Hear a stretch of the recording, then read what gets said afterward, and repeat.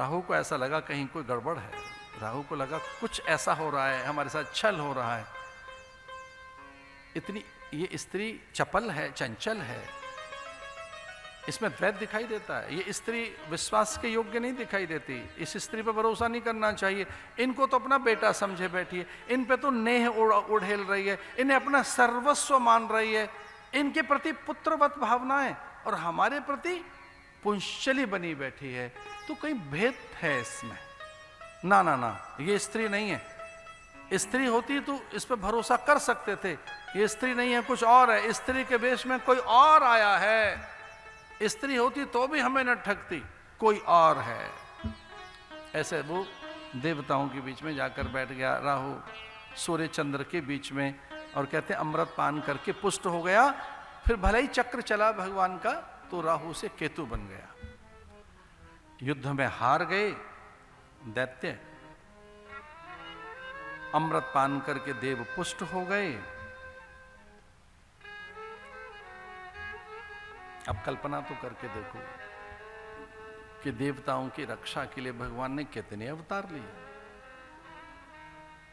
तो मोहिनी ही बन गए।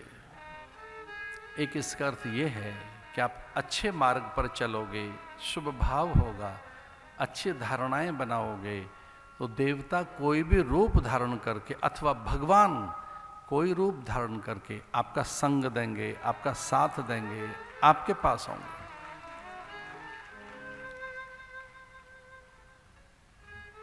ठगे से रह गए दैत्य, निष्प्राण, निस्तेज, निश्चेष्ट, प्राणहीन, मृतप्राय। अपने शिष्यों को मैदान में मरा हुआ देखा, एक भी दैत्य नहीं बचा। स्वर्ग पर फिर से शासन हो गया देवताओं का।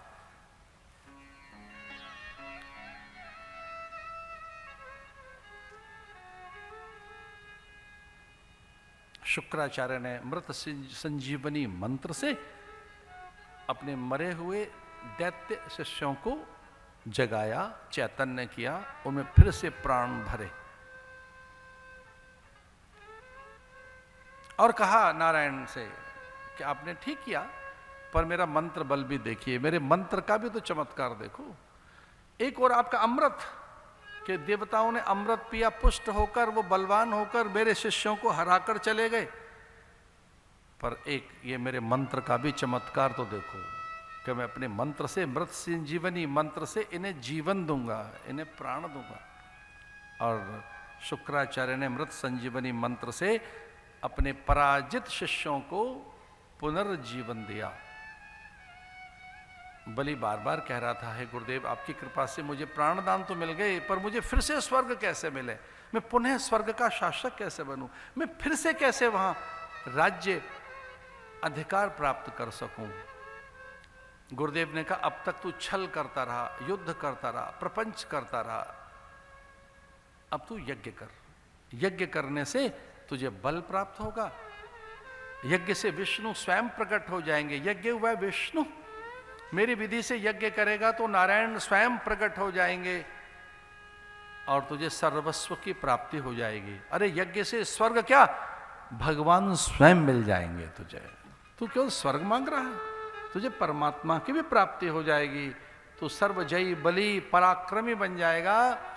पर मेरे कहने से ये यज्ञ कर, यज्ञ भी 100 यज्ञ कर। अब स्वाहाकार वृत्तियों से न केवल स्वर्ग को, ईश्वर को भी अधीन कर लेंगे।